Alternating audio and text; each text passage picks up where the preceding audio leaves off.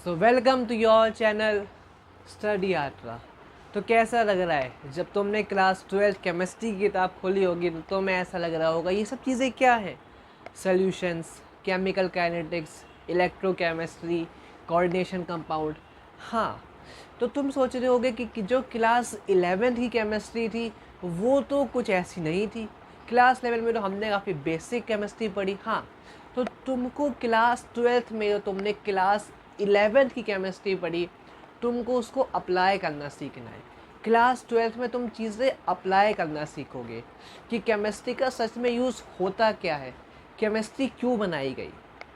और हाँ, केमिस्ट्री और जैसे तुमको लग रहा होगा कि क्लास 11 की जो केमिस्ट्री थी वो थोड़ी डिफ़िकल्ट और थ्योरेटिकल थी, लेकिन वहीं पर जो क्लास 12 की केमिस्ट्री है, क्लास 12 की केमिस्ट्री की अगर डिफ़िकल्टी की बात करें तो क्लास 11 से जो थोड़ी कम है, ये तुम्हारे लिए एक अच्छी बात है।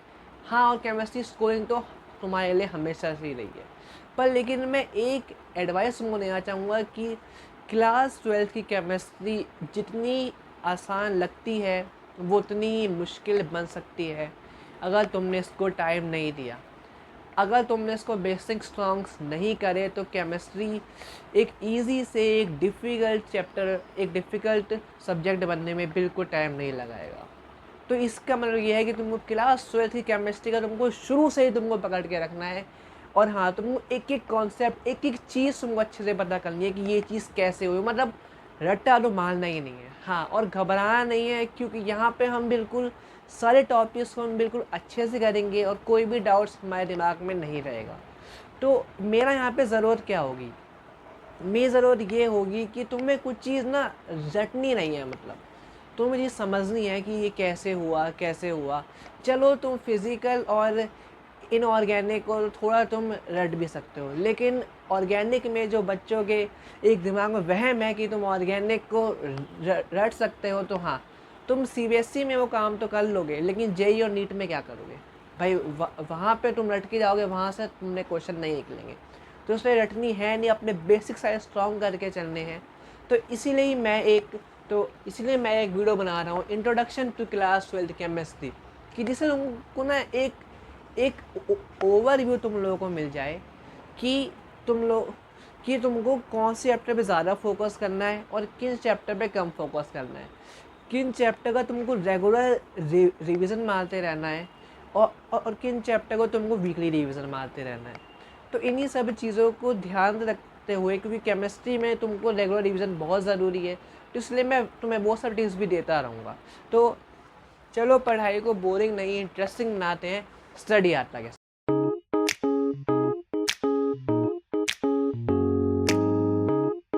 तो जब तुम क्लास 12 की बुक खोलोगे तो तुम्हारा स्वागत करेगी फिज़िकल केमिस्ट्री। मैं इन सब चीज़ों में बढ़ने से पहले मैं तुमसे एक चीज़ पूछना चाहता हूँ। तुमने क्लास 11th में तुमने 2 चैप्टर पढ़े फिज़िकल केमिस्ट्री के, एक मोल कॉन्सेप्ट, दूसरा स्ट्रक्चर ऑफ एटम। और क्लास 12th में तुम पढ़ोगे 3 चैप्टर। पर क्या तुमको, हाँ, ये सब न्यूमेरिकल प्रैक्टिस, ये सब चीज़ें हम करेंगे, पर क्या तुमको एक्चुअली पता है कि फिज़िकल केमिस्ट्री का मतलब क्या है। फिजिकल केमिस्ट्री एक ऐसी ब्रांच है केमिस्ट्री की जो कि डील करती है हाउ केमिकल रिएक्शन अकर्स, मतलब अगर एक केमिकल रिएक्शन हुआ तो कितना परसेंटेज रिएक्टेंट बना, कितना परसेंटेज प्रोडक्ट बना। तो यही चीज़ डील करती है फिजिकल केमिस्ट्री। तो आओ अगर हम इसके टोटल वेटेज की बात करें फिजिकल केमिस्ट्री की, तो सीबीएसई में 23 से 24 मार्क्स का, जेई में 3 से 4 क्वेश्चन और नीट में 6 से 7 क्वेश्चन, मतलब टोटल वेटेज एक अच्छी खासी वेटेज ये कैरी करता है तुम्हारी। और ये सिर्फ क्लास 12 की है, क्लास 11 की फिजिकल केमिस्ट्री की वेटेज अलग होगी, ठीक है। तो पहला चैप्टर तुम्हारा है सॉल्यूशंस, जिसकी डिफ़िकल्टी की बात करें वो एक इजी चैप्टर है, मतलब तुम्हारा फर्स्ट चैप्टर में तुम्हें कोई दिक्कत नहीं आएगी। और हाँ, सच में ये बहुत इजी चैप्टर है। और हाँ, लेकिन इसमें कुछ कॉन्सेप्ट ऐसे हैं जो तुमको अच्छे से, मतलब तुमको उसका पीछे तुमको रीज़न पता होना चाहिए कि वो क्यों हुआ, ठीक है। और हाँ, इसकी वेटेज भी अच्छी खासी, मतलब सीबीएसई में 7 मार्क्स, जेई में 1 क्वेश्चन, नीट में 2 क्वेश्चन। और इसमें लेस इन नो वैरायटी, मतलब इसमें कोई वैरायटी है ही नहीं क्वेश्चंस की, इसमें फिक्स्ड क्वेश्चन है। और ये तीनों में ही है, CBSE जेई नीट तीनों में ही इसकी फिक्स वैरायटी है। मतलब इसमें क्वेश्चन मोस्टली सेम तरीके के लिए रिपीट होते हैं, ठीक है। फिर आता है सेकंड चैप्टर इलेक्ट्रोकेमिस्ट्री, जो कि एक डिफ़िकल्ट चैप्टर है। हाँ, तो मैं झूठ नहीं बोलूँगा, इलेक्ट्रोकेमिस्ट्री एक बहुत ही एक लेंदी और एक डिफ़िकल्ट चैप्टर है अगर अच्छे से ना पढ़ा जाए। और इलेक्ट्रोकेमिस्ट्री एक ऐसा चैप्टर है जो कि मांगता है कम से कम उसको 3-4 बार तुम उसको अच्छे से मन लगा के पढ़ो, तुम उसकी एनसीईआरटी अच्छे से करो, तुम उसकी एग्जाम्पल अच्छे से करो।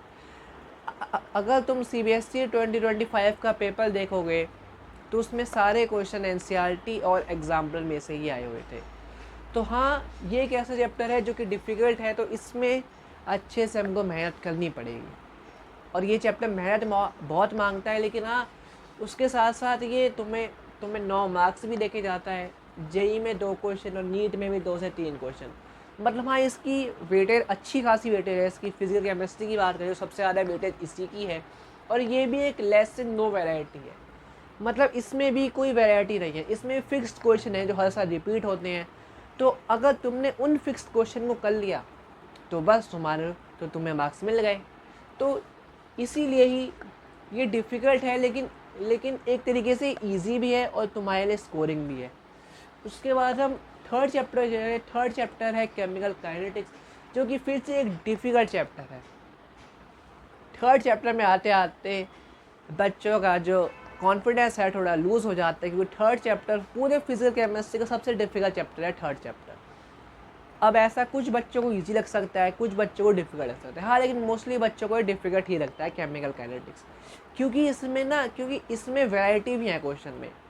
तो कौन सा क्वेश्चन आ जाए, किस टाइप का क्वेश्चन आ जाए, तो इस चैप्टर को तुमको कॉन्सेप्चुअल पढ़ने की बहुत अच्छे ज़रूरत होती है।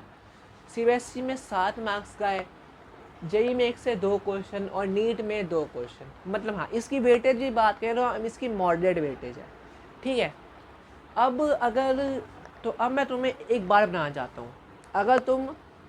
अगर तुम ये जानना चाहते हो कि फिज़िकल, इनऑर्गेनिक, ऑर्गेनिक में हमारी कैसी 12th जाएगी, मतलब हमें क्या चीज़ सबसे डिफ़िकल्ट लगेगी, क्या चीज़ सबसे आसान लगेगी, और बाकी तुम तो देख रहे हो ये पहले 3 चैप्टर नहीं, उनमें से 2 डिफ़िकल्ट, लेकिन कैसा रहेगी तुम्हारी 12th, तो मैं बता देता हूँ। तुमको मतलब अभी तुमको लग रहा होगा कि मैं ये क्या बोल रहा हूँ, पर लेकिन जब तुम्हारा एग्ज़ाम पास आ जाएगा तब तुम्हें ये बात याद आ रही होगी। तो क्लास 12th की एंड में, मतलब जब पेपर तुम देने वाले होगे, तब तुमको ये लग रहा होगा कि सबसे आसान है फिज़िकल, फिर उससे थोड़ी डिफ़िकल्ट है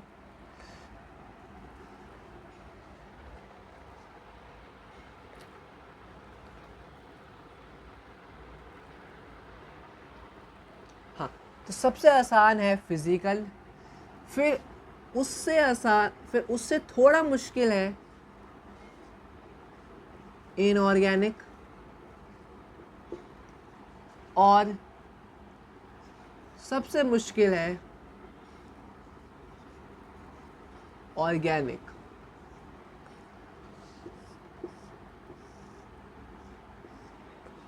ठीक है, तो ये चीज़ तुम्हें अभी लग रहा होगा कि सर इसमें तो 3 में से 2 चैप्टर्स में डिफ़िकल्टी है, लेकिन फिर भी ये सबसे आसान क्यों?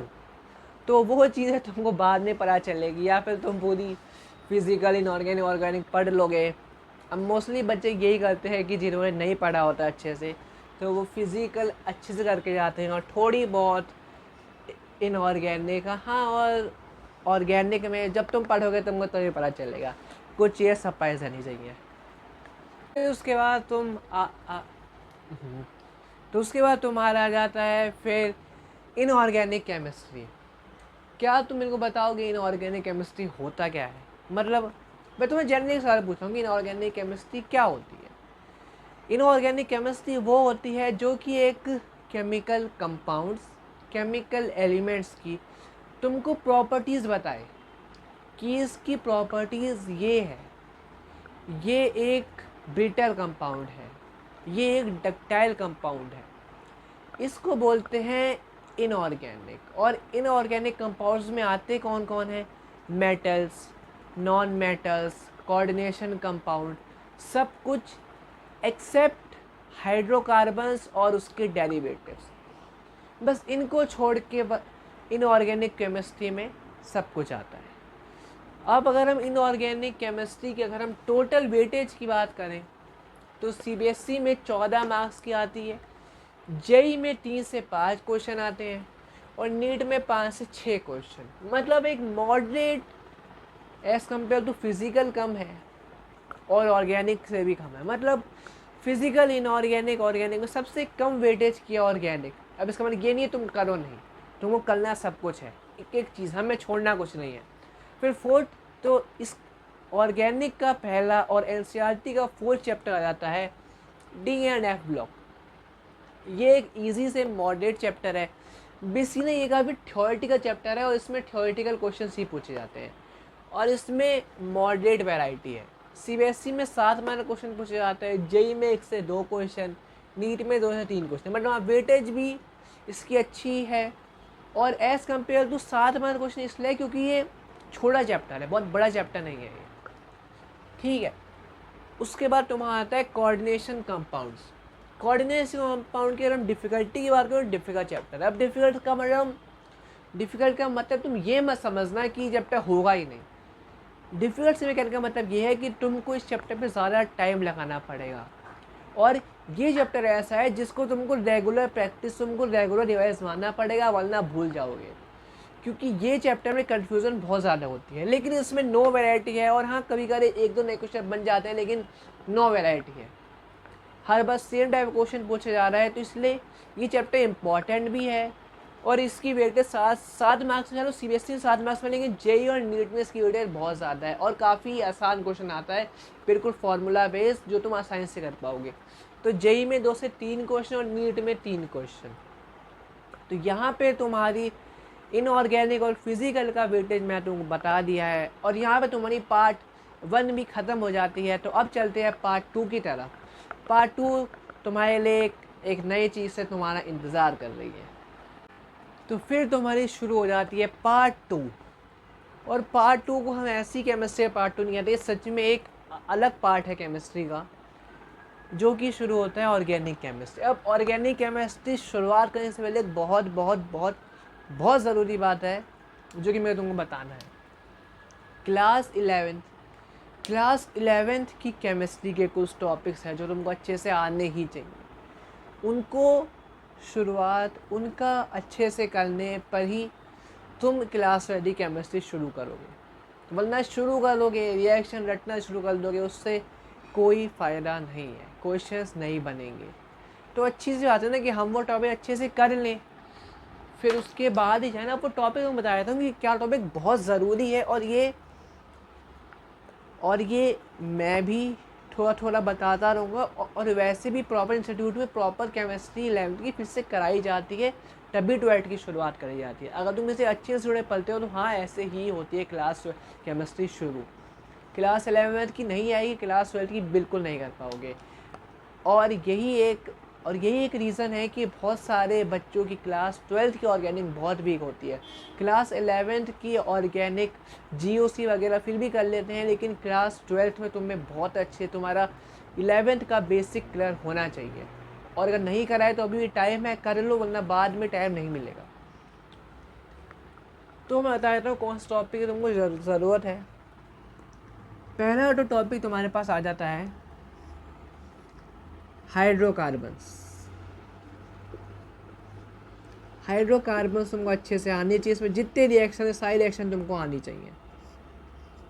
उसके बाद रिएक्शन मैकेनिज्म,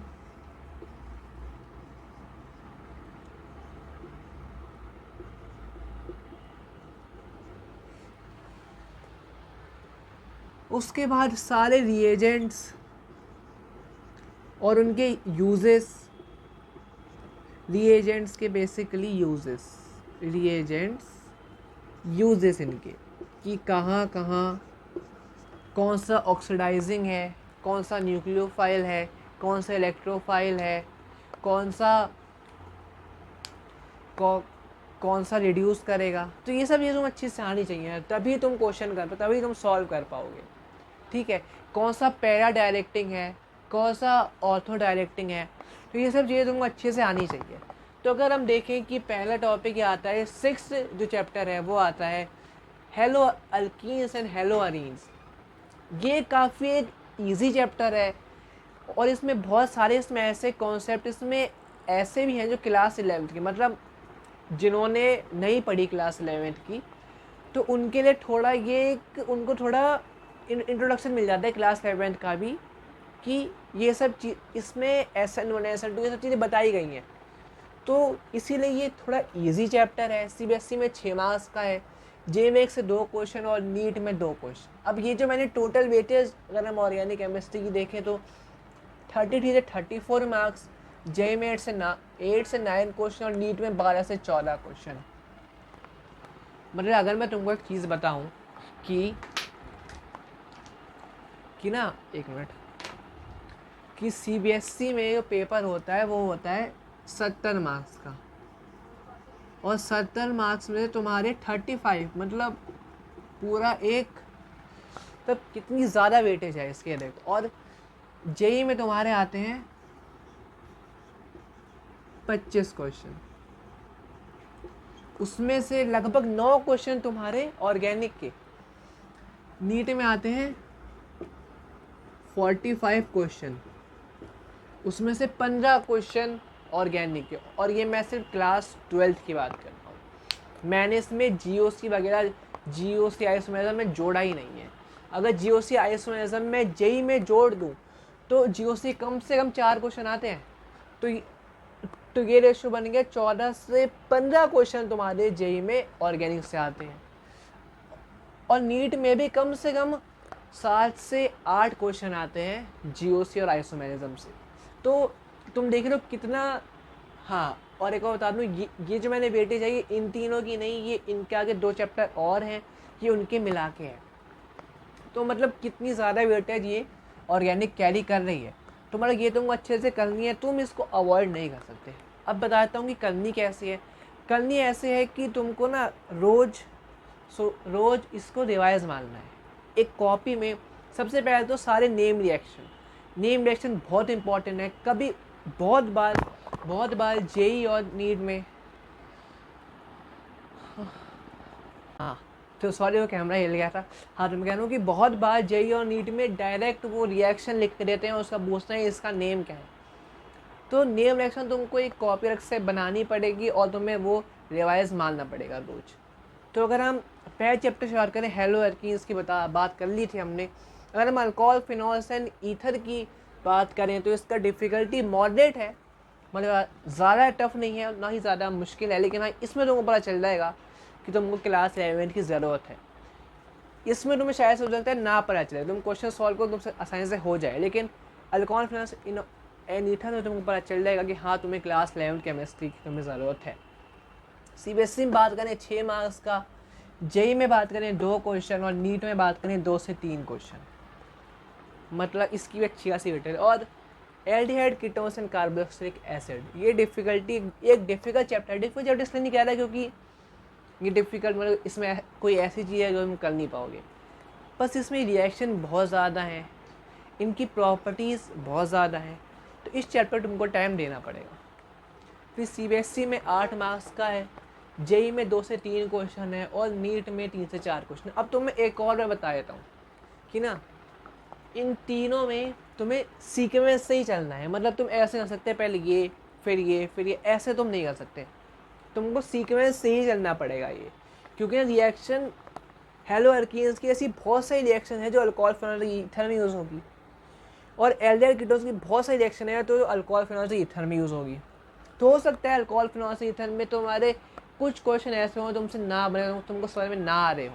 वो इसीलिए होगा क्योंकि तुमने एल्डिहाइड कीटोन्स, कार्बोक्सिलेज अभी नहीं पढ़ा है। जब तुम उसको पढ़ लोगे तो तुम वो क्वेश्चन भी कर पाओगे। तो इसलिए ये तीनों चैप्टर एक सीक्वेंस से है, अगर एक चैप्टर भी ख़राब हुआ तो आगे चैप्टर्स भी इफ़ेक्ट होंगे। तो अब बस लास्ट के 2 चैप्टर बचे हैं जो कि है अमाइंस और बायोमोलिक्यूल्स। अमाइंस की डिफ़िकल्टी इजी से मॉडरेट है, मतलब ज़्यादा टफ चैप्टर नहीं है। और इसमें मोस्टली लिख देता हूँ मैं, इसमें मोस्टली क्वेश्चन ना हर जगह इसमें थ्योरेटिकल क्वेश्चन ज़्यादा आते हैं अमाइंस में से। अमाइंस एक ऐसा चैप्टर है जिसमें थ्योरेटिकल ज़्यादा इसकी वेटेज है, और ये तीनों में ही है, तीनों में इसकी थ्योरेटिकल क्वेश्चन अमाइंस के ज़्यादा आते हैं।